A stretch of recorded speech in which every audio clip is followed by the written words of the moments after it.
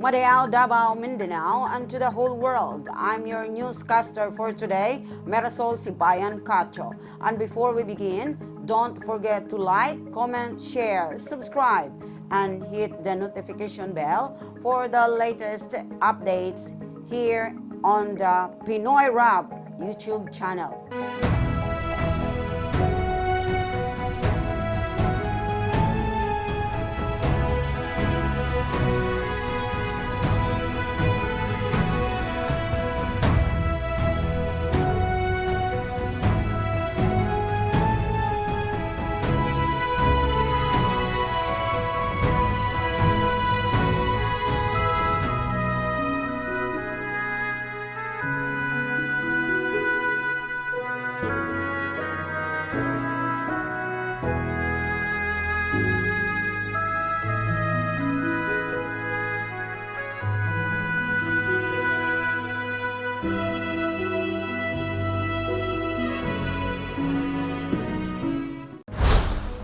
For the headlines, weather forecast.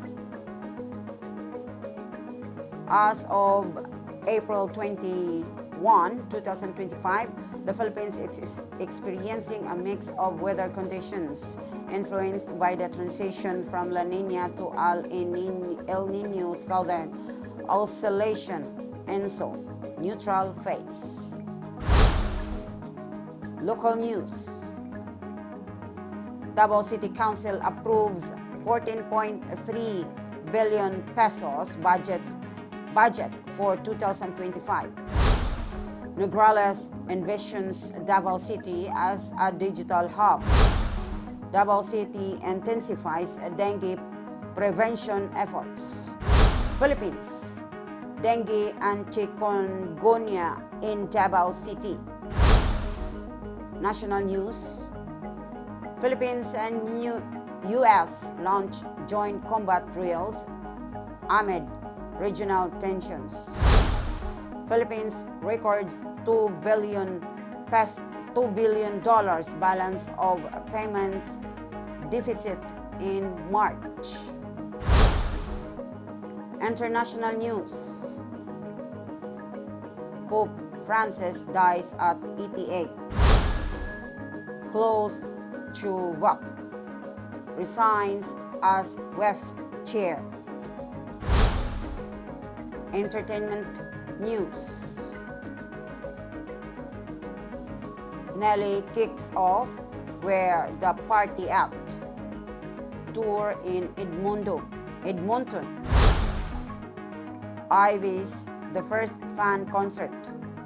The Prom Queens tour continues in Fukuoka. Sports news.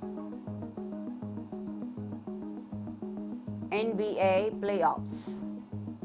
Kicks aim to extend lead against Pistons. Indian Super Cup 2025 kicks off in Bhubaneswar.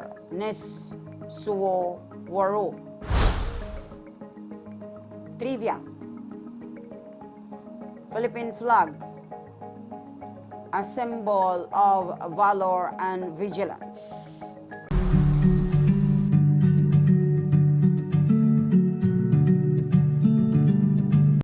Weather forecast. As of April 21, 2025, the Philippines is experiencing a mix of weather conditions influenced by the transition of La Nina to an El Nino Southern Oscillation ENSO neutral phase. The Philippine Atmospheric, Geophysical and Astronomical Services Administration, PAG-ASA, forecasts that most parts of the country will experience near to above normal rainfall from February to April. However, the western part of Luzon may see below normal rainfall during this period. Additionally, PAG-ASA anticipates that 0 to 1 tropical cyclone may form in each of the months of February, March, and April. If a cyclone forms during these months, it is expected to be mostly rain-bearing due to La Nina conditions. Regarding temperatures, Pag-asa has projected that maximum daytime temperature may reach 39.6 degrees Celsius to 39.8 degrees Celsius, particularly in northern Luzon. In April, Metro Manila could experience temperatures of up to 37.6 degrees Celsius, while lowland Mindanao may reach 37.7 degrees Celsius. The heat index of feels like temperature could also climb to a dangerous 50 degrees Celsius at the peak of the warm season in April and May. The Department of Health has updated its guidelines on the prevention and management of adverse health effects of extreme heat. Hospitals and health facilities are advised to maintain adequate water supply, anticipate intermittent power supply, and prepare for a surge in consultations amid the hot weather. The agency also directed health facilities to set up designated cooling areas for heat-related emergencies that are air-conditioned and or well ventilated, accessible to the public, especially pregnant women, children, the elderly, and persons with disabilities. In summary, while the Philippines is experiencing a mix of weather conditions, it is important for residents to stay informed and prepared for potential weather changes.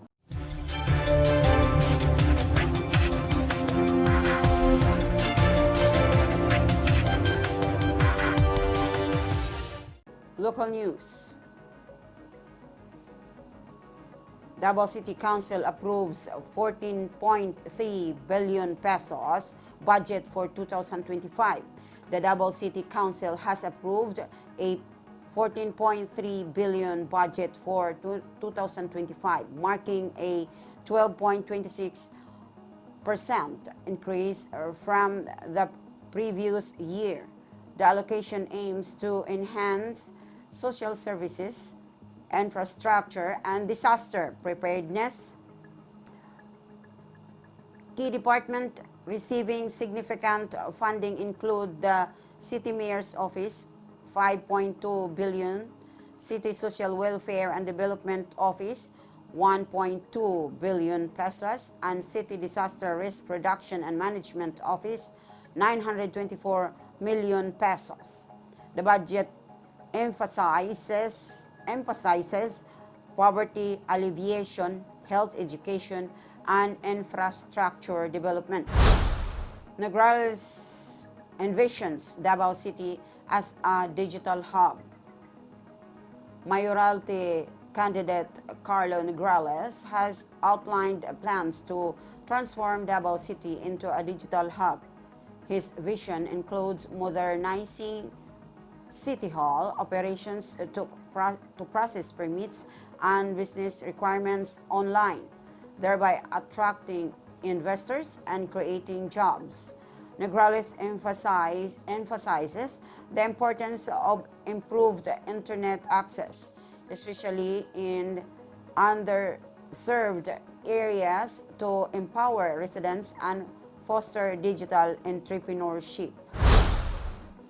Davao City intensifies dengue prevention efforts. The City Health Office CHO is intensifying efforts to combat dengue following a significant increase in cases. Ordinance number 0401-20 mandates the creation of dengue task forces in barangays and imposes fines for households with mosquito breeding sites. Simultaneously, Cleanup drives are scheduled every second of fourth Friday of the month to eliminate breeding grounds and reduce transmission. Philippines. Dengue and chikungunya in Davao City. Dengue and chikungunya in Davao City, April 2025 update. Davao City's health office has intensified efforts to prevent dengue and chikungunya through search and destroy operations targeting mosquito breeding sites. CHO's Melodina Babante urged the community to clean surroundings regularly, stressing this as more effective than fogging alone. In 2024, dengue cases rose to 7,089 with 55 deaths, prompting the creation of barangay mosquito-borne disease task forces, now active in 54 barangays. Areas with these task forces showed fewer cases. Meanwhile, 5 suspected chikungunya cases have emerged in Barangay 9-A. In response, the city is ramping up public awareness, clean-up drives, and fogging to curb mosquito-borne illnesses and promote the 5S strategy.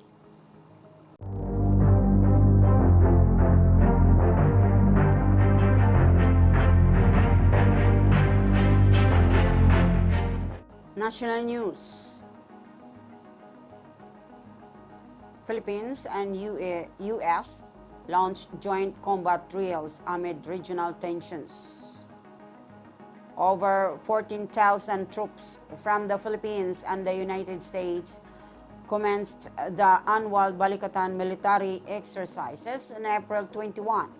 The drills, lasting until May 9, are designed as a full battle test of both nations' military capabilities, including joint live fire exercises and scenarios, simultaneous maritime defense and anti-invasion operations. U.S. weapons such as the NMESIS anti-ship missile system and HIMARS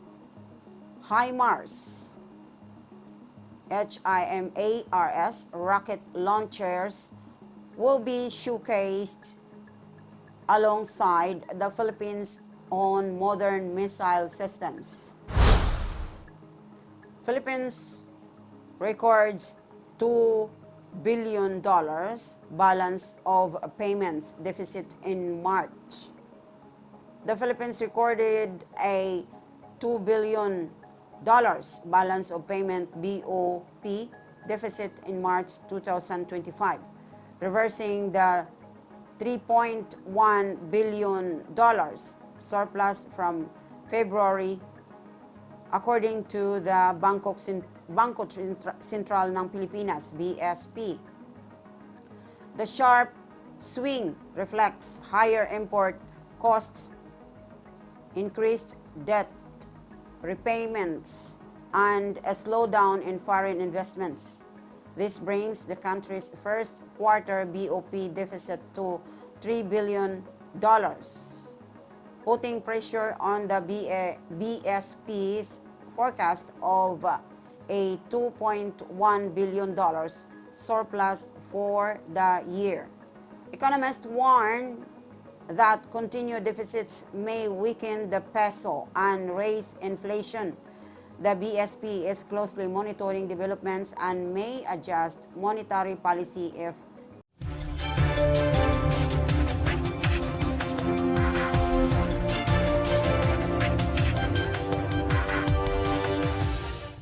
international news.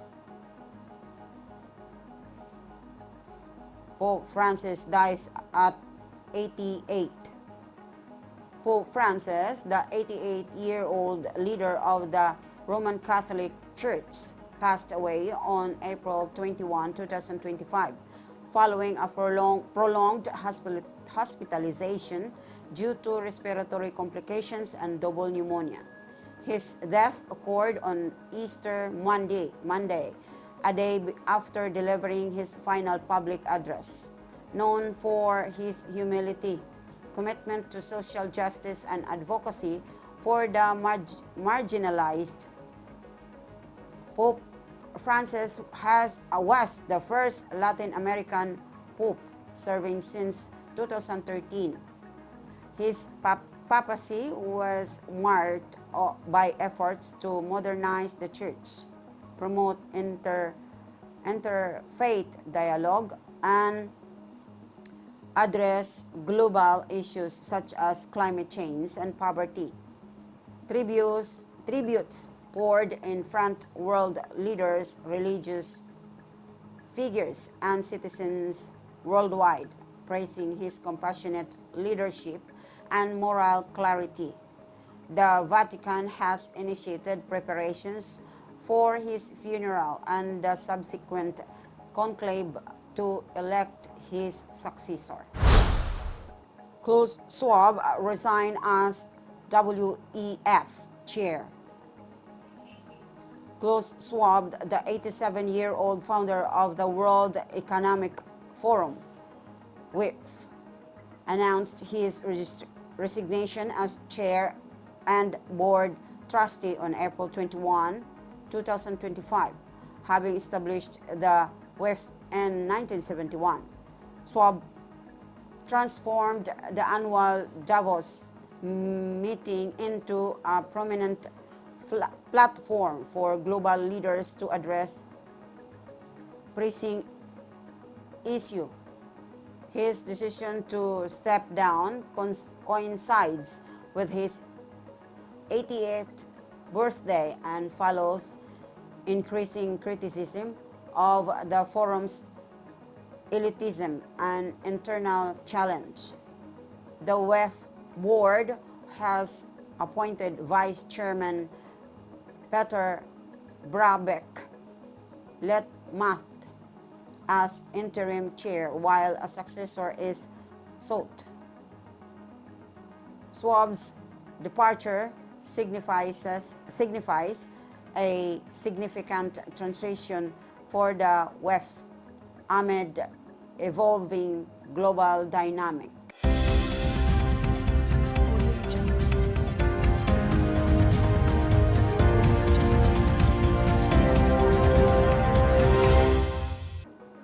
Entertainment news.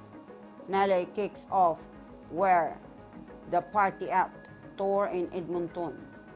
On April 21, 2025, rapper Nelly launched his highly anticipated Where the Party At tour at Rogers Place in Edmonton. The tour, celebrating the 25th anniversary of his debut album, Country Grammar, features over 50 dates across 4 continents. Special guests include Ja Rule, Eve, Saint Lunatics, Fabulous, Jermaine Dupri, and Chingy, bringing a star-studded lineup to fans worldwide. Ivy's The First Fan Concert, the Prom Queens tour continues in Fukuoka. On April 21, 2025, K-pop group IV held a successful concert in Fukuoka as part of the first fan concert, the Prom Queens Tour. The tour, which began in Seoul and includes stops in Japan, showcases the group's growing international popularity. The Fukuoka concert was attended by the thousands of fans, highlighting IVE's strong fan base and global reach of K-pop.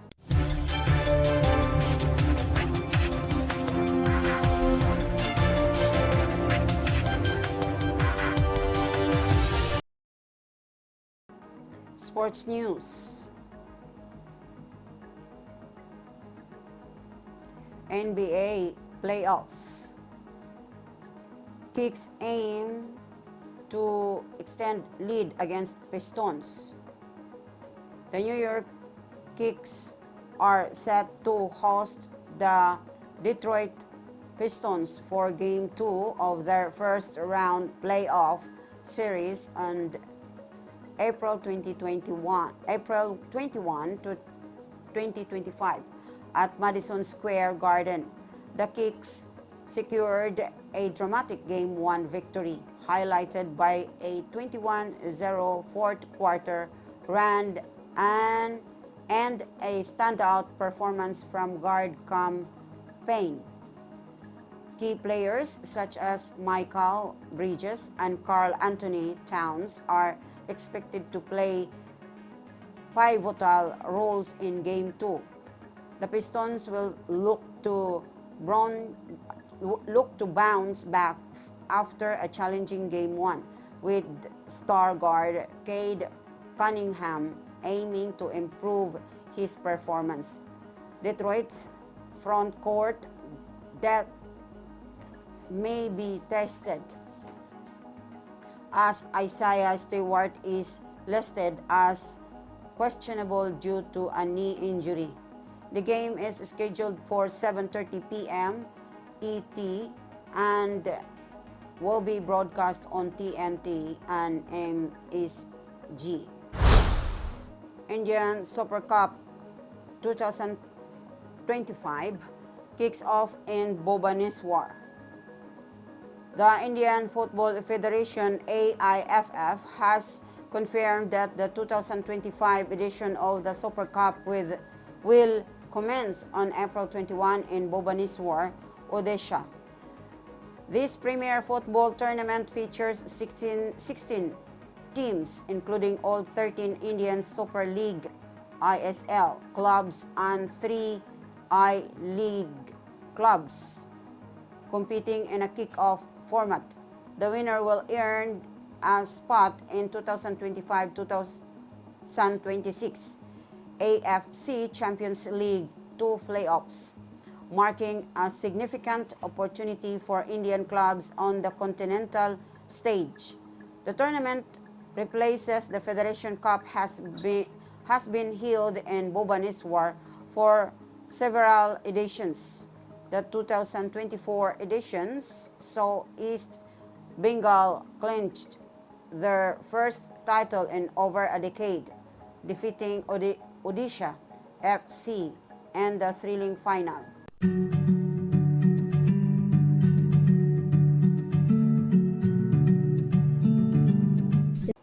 Trivia. The Philippine flag, a symbol of valor and vigilance. The Philippine flag is unique in that it is only national flag in the world that is flown upside down during times of war.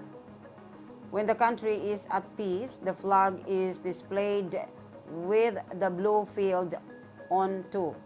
However, during wartime, the flag is inverted, with the red field on the top, signaling a state of conflict. This practice serves as a visual declaration of the nation's readiness to defend its sovereignty. The flag itself is rich in symbols. The blue field represents peace, truth, and justice, while the red signifies patriotism and valor. The white triangle stands for equality and fraternity, and within it, the sun symbolizes independence and freedom. The 8 rays of the sun represents the first 8 provinces that revolted against Spanish rule: Manila, Cavite, Batangas, Bulacan, Pampanga, Nueva Ecija, Tarlac, and Laguna. The 3 stars stands for the 3 main geographical regions of the Philippines: Luzon, Visayas, and Mindanao. This distinctive feature of the Philippine flag underscores the nation's commitment to peace and its unwavering resolve to protect its freedom. Those are today's top news stories. This is the Pinoy Rob YouTube channel, connecting with Filipinos locally and abroad. Thank you for joining us. Once again, I'm Marisol Sibayan Cacho, wishing everyone a great day ahead. Stay informed and see you in our next update. Madayao, Davao! If you find this segment informative, please click the thumbs up button and subscribe to stay updated with our latest news, and share this broadcast to your friends and family. Your support helps us keep you informed. Help us get our first 10,000 subscribers. Your engagement matters. Liking, sharing, and subscribing to our content not only helps more people discover the important stories we bring you, but also supports our team's hard work. It boosts our visibility in the algorithm, making it easier for others to find ways to stay informed. Plus, it helps us generate more resources to continue delivering the news you rely on. Thank you for being part of our community.